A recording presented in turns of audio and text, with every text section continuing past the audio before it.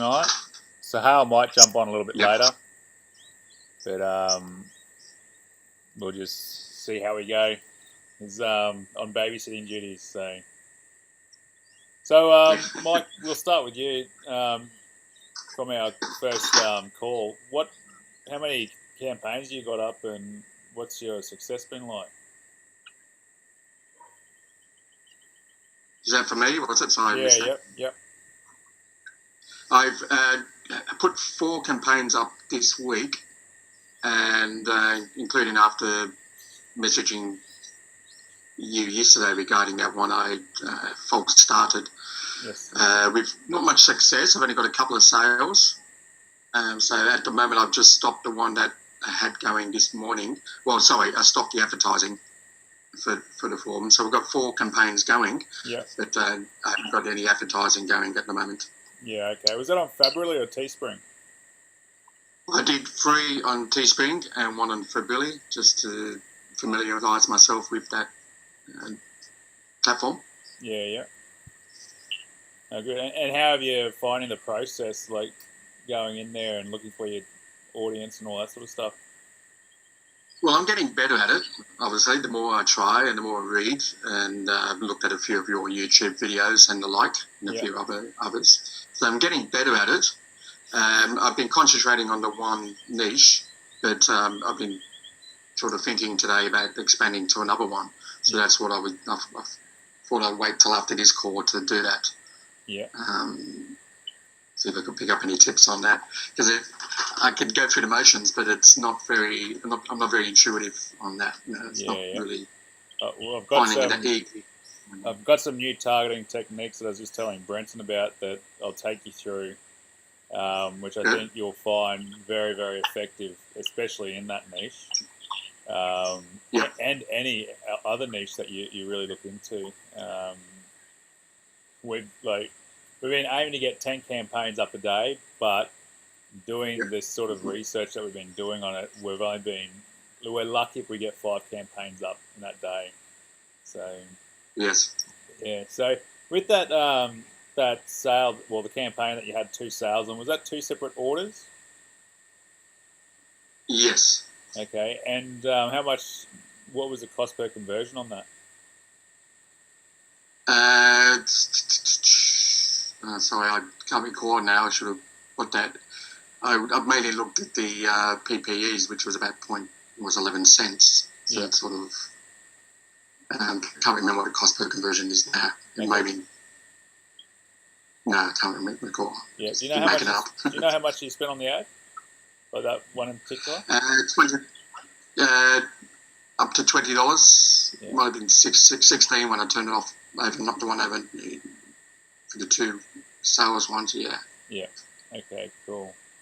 All right. And so it was a fair amount. Yeah. And the other 3 campaigns, just no luck there. Like, what sort of click-through rates and cost per clicks were on that?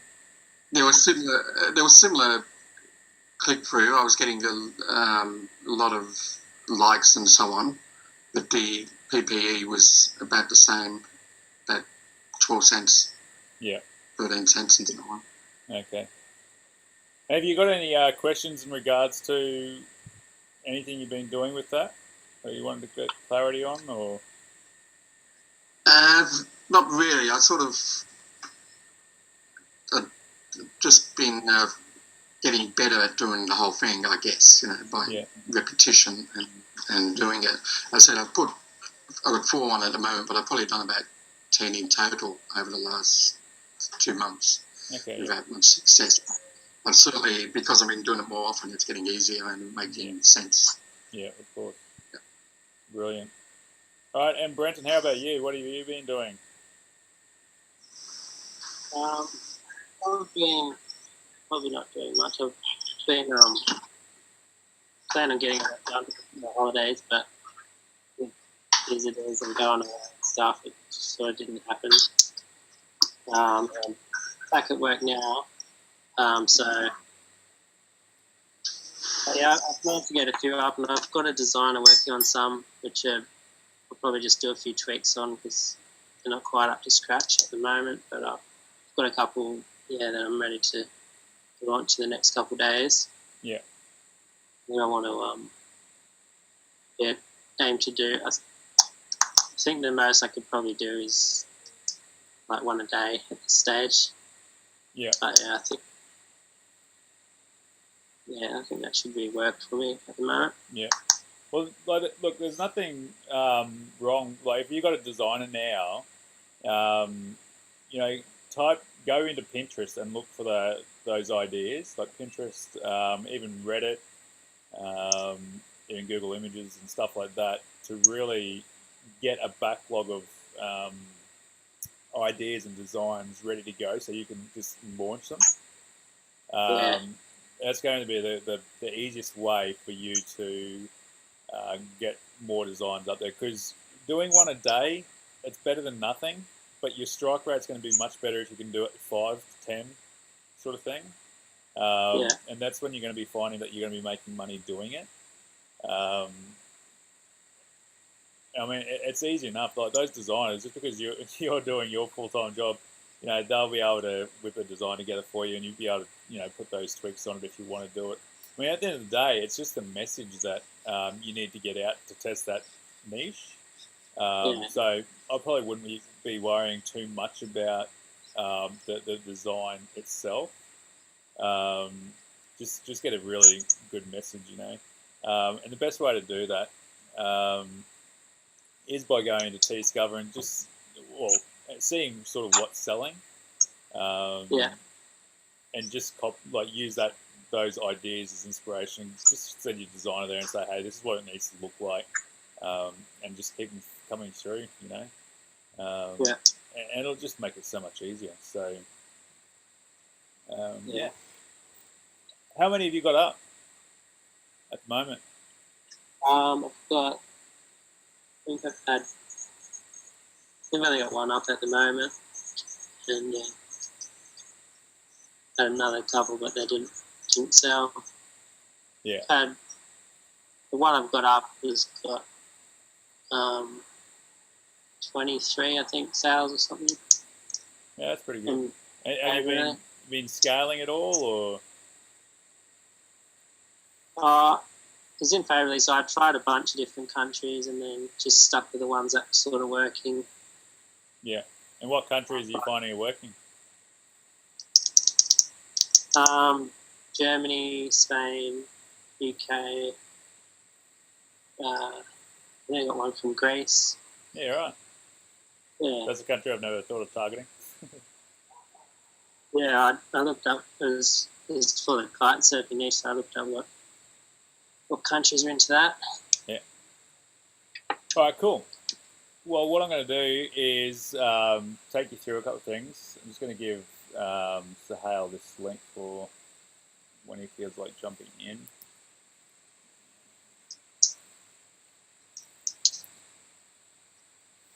All right.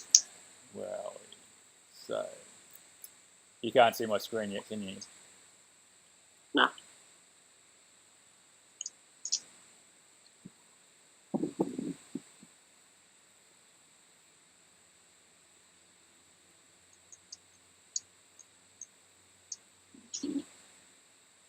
Can you hear me, Mike?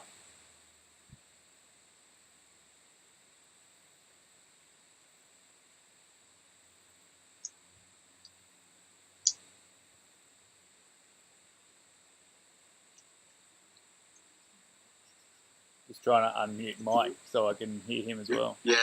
Oh. Just done that. All right, cool. All right. So what I'm going to do is take you to T-Discover and find one of these shirts that's selling a lot. So what we do is we'll search for something that's over 1,000. Yep. And this is basically just to give us an idea of what pages people are going after in terms of their interests and all that sort of stuff. So you'll often find that you can search and get a whole heap more interest that you can actually target by doing this than what's going to be suggested just by going through audience insights. So I'll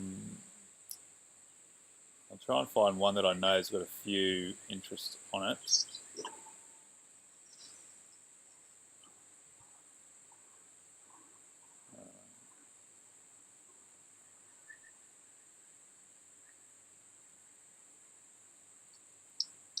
All right, this is a good one. So what you do to find out what pages are actually promoting this, where it's got the Teespring URL at the top, you type in site:facebook.com space and with the Teespring URL, and it'll bring you up with this page on Google, and it tells you who's been sharing it. So we go in I Love Smoking Meat. This is the page that's been sharing that campaign. So we'll just go down to try and find one of the posts that has a lot of engagement without getting hungry, I hope. I'm vegetarian. Well, you'll love this page then. Yeah.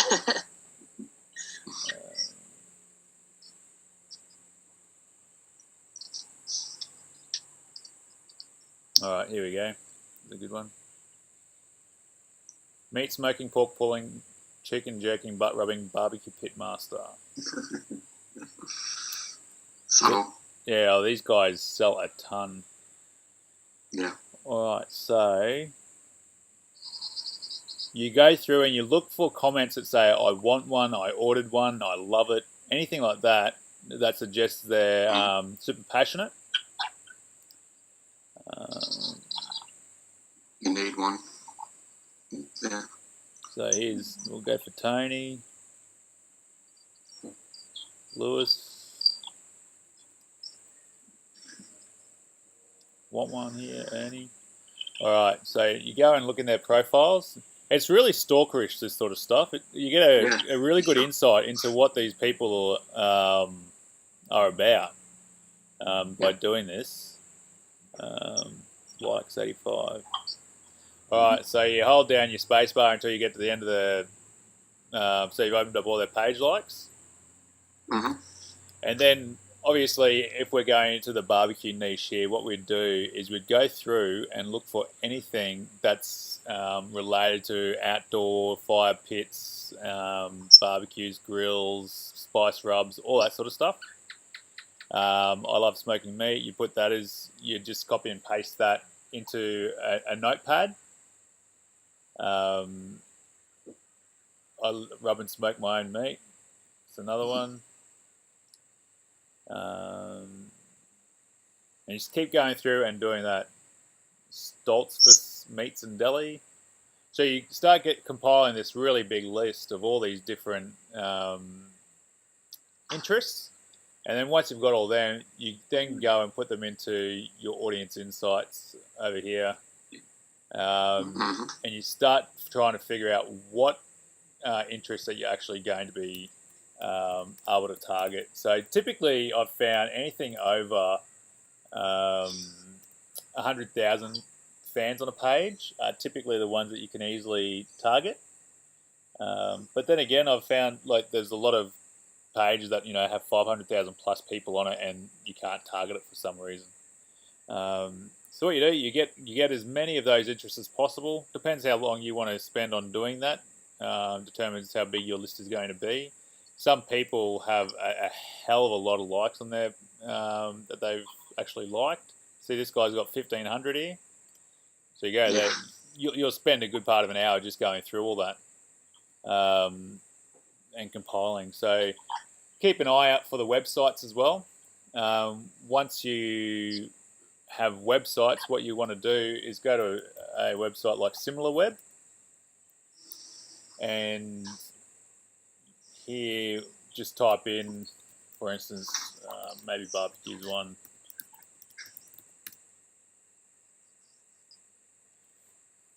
Alright, this is not a good example. But yeah, basically what this will do is it'll give you a whole heap of other websites that are similar to that. And what you then do is you go back into your audience insights and see if they come up. Because typically, if you can target websites, it's a much more passionate interest, if that makes sense. Have you guys got Audience Intersect? Intersect? No, I haven't seen that. Yep. Okay. So that's a tool that you're going to want to get. I wonder if I can type it in here. So, should be able to Google it. If not, I'll send you through the link.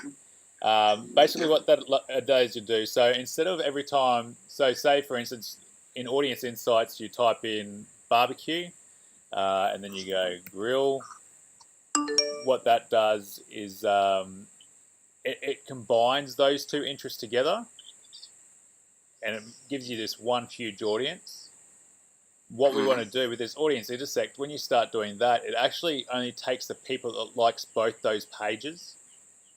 Yep. So once you start intersecting it 2, 3, 4 ways, you start getting right down into this really targeted, passionate group of people, which makes it a hell of a lot easier for us to sell shirts into. So, you know, especially like with music or sports and stuff like that, when you're in that niche and you know what it's about, you can easily really you can get that targeting done really specifically.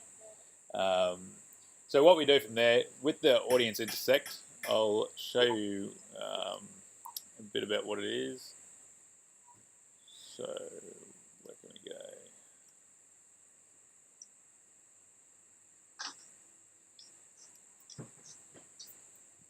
So I'll just create a quick ad.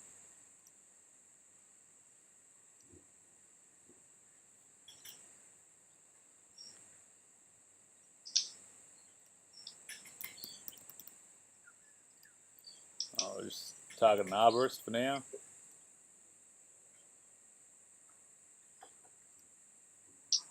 So audience intersect shows up in this area, the where you see your dashboard for all your click-through rates and stuff in Facebook, and then it comes up with this blue button here. It's audience intersect. So you go into that, and then you're going to add your intersect there. So an arborist that likes trees,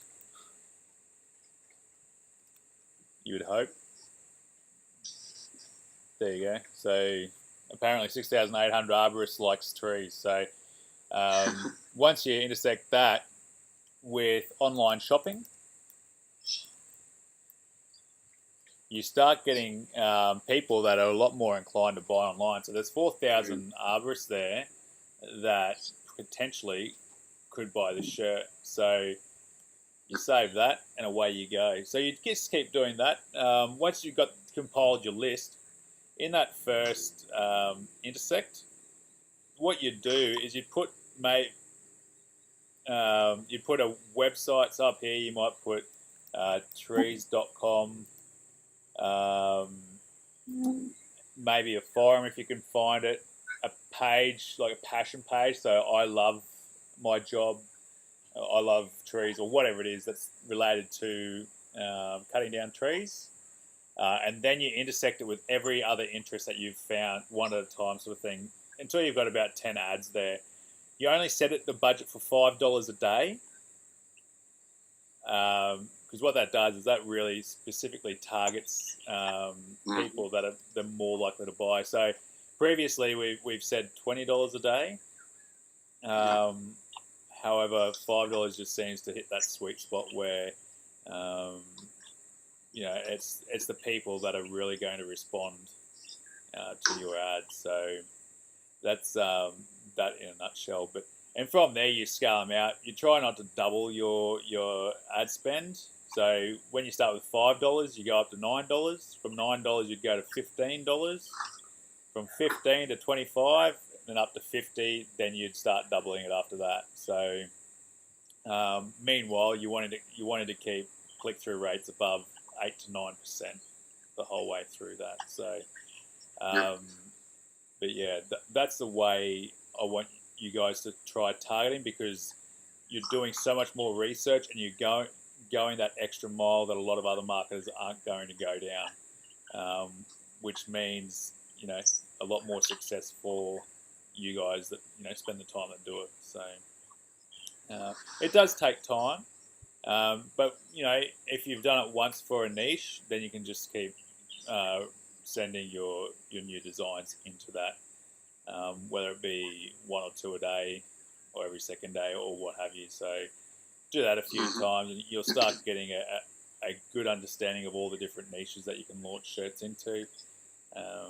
And the good thing is what you'll find oftentimes when you're searching through these pages. So, for instance, that barbecue one, you see a lot of people who grill their meat love hunting. So you can intersect those two interests. So I catch and kill and eat on my grill or something like that. Just where you can get those two interests together and sell it, I guess. It's a unique shirt, and you're creating a new interest, a new niche altogether. So there's plenty of different ways. You just got to keep your eyes open. Like even if you're just searching for those interests for that niche, chances are you might find another one that piques your curiosity that you want to look into after doing that. I know I've done a few biker shirts in the past. They a lot of them are Christians. They love God and they believe in all that sort of stuff. So you find that's filling up their news feeds. So yeah, just keep your eyes open on that sort of stuff. Do you have any questions in regards to it? You're talking about what sort of numbers are you talking about there? I mean, it was 4,000 for that particular one. Yeah. Is it okay to go for that little? When we're talking previously about 100,000 or whatever. Yeah, no. Typically, you want to start around 10,000. You don't want to go lower than that when you intersect with online shopping. And after that, you'll take the online shopping out, and that'll increase your audience a bit. And you just keep monitoring that ad until you can really start, piling interest in split testing and all that sort of stuff. So you don't want to go less than 10,000 in that search. So, how about you, Brenton? You reckon that'll go well for your designs? Yeah, sounds good. Sort of reverse engineering it that way. Yeah. It's just really pulling it apart and trying to understand, I guess, what these guys are really into. Because, we can speculate all day about the different pages they're going to like. And sometimes, especially with those websites, the ones that you can find, they're powerful. You just got to get in there and do the hard yards, I guess. So, can you both see my screen? Yeah. Okay, cool. No, not the moment. Oh, you can't? No, see myself. Oh, yeah, because I'm looking at you. Yeah, all right, cool. Yeah, can see it. Yeah, so Sahar was going to jump on the call, but I don't think he's going to get on it. But, so with the next couple of weeks, so I'm not sure if you know this, Mike, but we catch up every 2 weeks. And they are accountability calls. And this year I'm going to get very strict on what you guys bring through. Because it's really the accountability in this that's going to make us successful. We can, Brenton say you can only do one a day. Put 3 up a day, Brenton. It's not that much harder to do that. And with that designer, it's so much easier to get that done. So it's about streamlining it. It's about getting, it's about being free, really. Like, at the end of the day, the reason we're doing this is because we don't want to have to do it.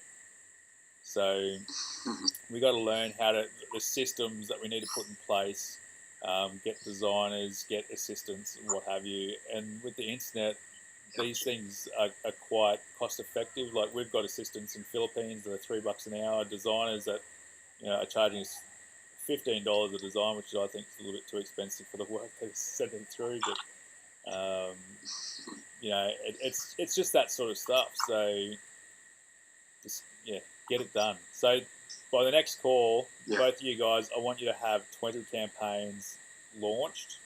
And that's not hard. That's 1.1 a day that you have to get up. But like I've said before, the more mud you're going to throw at this wall, the more likely you are that you're going to have some stick. So just keep covering that wall. I mean, and another great tool that I discovered, I wish I had done this last year because my productivity would have gone through the roof. I'm not sure about you, Mike, but every time I go back through Facebook, I was getting distracted by my newsfeed, so news articles or what have you. It is Yep. it is so frustrating. I put this tool called Block My Newsfeed on Google Chrome. So this is what Yeah. happens when I get to my screen now. Nothing. Oh, you can't see it. Hang on, I'll share it.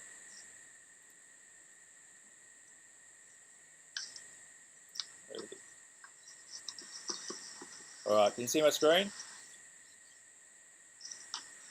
No, not at the moment. Nope. Can you see yourself there, Mike?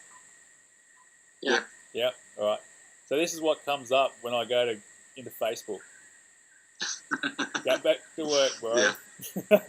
So, but the thing is, like, I can still get into my pages without a problem. So, and still work that way. But I tell you what, that saves you so much time. Like, the amount of time we actually do at work now has, I reckon, tripled just from that one tool. So get that put on. And the funny thing is I put it on my computer, and it went through Sahal's computer. It's on my laptop here, and I didn't even touch it. So I'm basically Facebookless, which is good. It's quite liberating. Yeah. Yeah. Do it. And you'll be able to get 5 campaigns up then, Brenton. All right, guys. Do you have any questions that you want to ask before we go?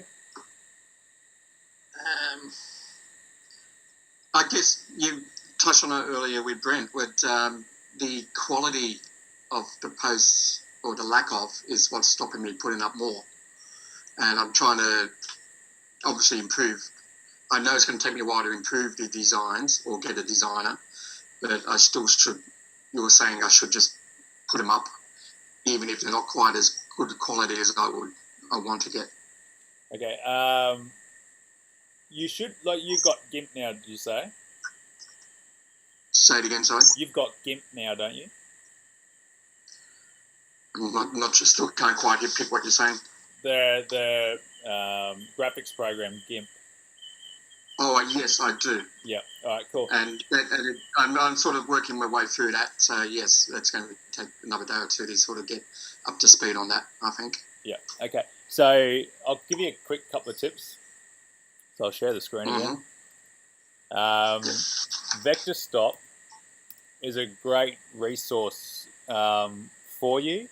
What you're going to need is you're going to need a vector program on your computer as well. I'm not sure if GIMP handles that. Brenton, do you know of Vector Stop? Yeah, there is I haven't tried it. I was going to try it, but I've got Illustrator now. There's a program, I think it's called Inkscape. Sort of like the vector version, equivalent to Illustrator, like GIMP is to Photoshop, I guess. Oh, okay, cool. So yeah, nice. So if you've got any other vector sites, let me know. But this one... I do have Inkscape, I think. Okay, cool. So this one's got quite a big, catalogue of different vectors for all different niches. So this takes a lot of your designing out of it, Mike, which is great. So, you'd get something like this premium barbecue here, and you could take out premium and barbecue and put in your own text there. Yes. Got this barbecue dude, that guy there. It's just real. Like, this is how I hack my designs.